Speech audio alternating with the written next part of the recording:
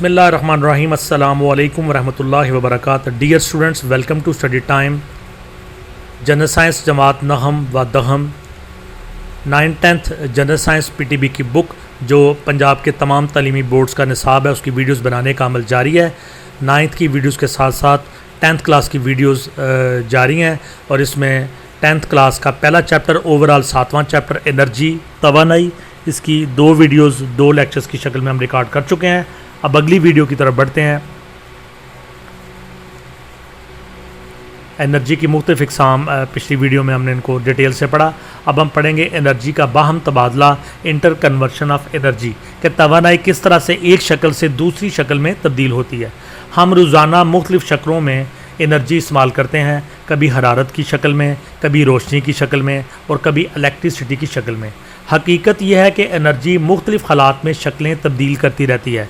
जब किसी चीज़ को उठाकर बुलंदी पर ले जाया जाता है तो इसमें ग्रेविटेशनल पोटेंशियल एनर्जी जमा हो जाती है। जब ये चीज़ वापस आकर ज़मीन से टकराती है तो ग्रेविटेशनल पोटेंशियल एनर्जी तब्दील होकर काइनेटिक एनर्जी की शक्ल इख्तियार कर लेती है। सेल या बैटरी में केमिकल रिएक्शन होता है, ये केमिकल एनर्जी को तब्दील करके इलेक्ट्रिकल एनर्जी मुहैया करता है। जब बल्ब में से इलेक्ट्रिक करंट गुजरता है तो बल्ब रोशनी और हरारत खारिज करता है। बल्ब में इलेक्ट्रिकल एनर्जी रोशनी और हरारत में तब्दील हो जाती है। जो खुराक आप खाते हैं इसमें केमिकल पोटेंशियल एनर्जी मौजूद होती है। बिल्ली के मसल्स में केमिकल एनर्जी तब्दील होकर पोटेंशियल एनर्जी की शक्ल में मौजूद होती है। जब बिल्ली शिकार पर झपटती है तो पोटेंशियल एनर्जी काइनेटिक एनर्जी में तब्दील हो जाती है। यानी जिस्म के अंदर, पट्ठों के अंदर, मसल्स के अंदर खुराक खाने से जो पोटेंशियल एनर्जी, खुफिया एनर्जी मौजूद होती है और जब वो शिकार करने लगती है, झपटती है, दौड़ती है, छलांगे लगाती है, तो यही काइनेटिक एनर्जी में, क्योंकि हरकत करने से जो एनर्जी पैदा होती है उसको काइनेटिक एनर्जी कहते हैं। आपका जिस्म खुराक की पोटेंशियल एनर्जी को हरारत में बदलने की सलाहियत रखता है।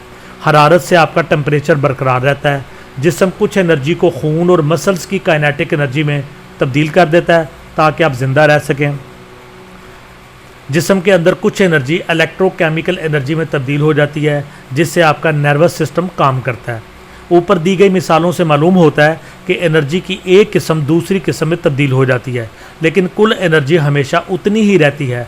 इसे कंजर्वेशन ऑफ एनर्जी का कानून, law of conservation of energy कहा जाता है। कंजर्वेशन ऑफ एनर्जी के कानून को यूँ बयान किया जाता है, एनर्जी ना तो पैदा होती है और ना ज़ाया होती है। दूसरे लफ्ज़ों में किसी सिस्टम की कुल एनर्जी हमेशा एक जितनी ही रहती है, अगरचे एनर्जी एक शक्ल से दूसरी शक्ल में तब्दील हो सकती है। जब हम कहते हैं कि हमने एनर्जी खर्च की तो दरअसल हमारा मतलब ये होता है कि हमने एनर्जी को एक शक्ल से दूसरी शक्ल में तब्दील कर दिया है या एक जगह से दूसरी जगह मुंतकिल कर दिया है। ज़्यादातर सूरतों में एनर्जी बिलाखिर हरारत में तब्दील हो जाती है। तो जी स्टूडेंट, इस कॉन्सेप्ट को समझना बहुत ज़रूरी है कि एनर्जी मुख्तलिफ़ शक्लों में हम इस्तेमाल करते हैं। एनर्जी कभी भी ज़ाया नहीं होती। हम कहते हैं कि हमने इतने यूनिट बिजली इस्तेमाल कर ली, इतने जो थी ना वो गैस हमने इस्तेमाल कर ली, तो हम समझते हैं कि ये एनर्जी हमने ख़त्म कर दी। तो असल में एनर्जी ख़त्म नहीं होती बल्कि ये शक्लें तब्दील करती है। बिजली को हम लाइट की सूरत में, बिजली को हीट की सूरत में और बिजली को मुख्तलिफ़ शक्लों में हम इस्तेमाल करते हैं। तो ये ख़त्म नहीं होती बल्कि ये अपनी शक्ल तब्दील करती है। तो इसी का ये कानून है, तवानाई का कानून, कंजर्वेशन ऑफ एनर्जी, कि जो एनर्जी है ये ना तो पैदा होती है, यानी ये पहले से जो एनर्जी मौजूद है फितरत के अंदर, कुदरत के अंदर जो मौजूद है उसको हम मुख्तलिफ़ ज़राए से हम लेते हैं। यानी जो बिजली हम इस्तेमाल करते हैं ये मुख्तलिफ़ तरीक़ों से बनती है। जैसे कि हाइडल पावर है तो दरियाओं का पानी, उसके अंदर ताकत होती है, कुव्वत होती है, वो एक डैम में जमा किया जाता है और उस डैम में जो पानी जमा हो जाता है उसके अंदर बेशुमार ताकत होती है। और जब उसको टरबाइन चलाई जाती है, टरबाइन चलाने के ऊपर वो जब प्रेशर पानी का पड़ता है तो जो पानी की कुव्वत है वो टरबाइन में चल जाती है, टरबाइन बिजली पैदा करती है, वो बिजली हमारे घरों में आती है।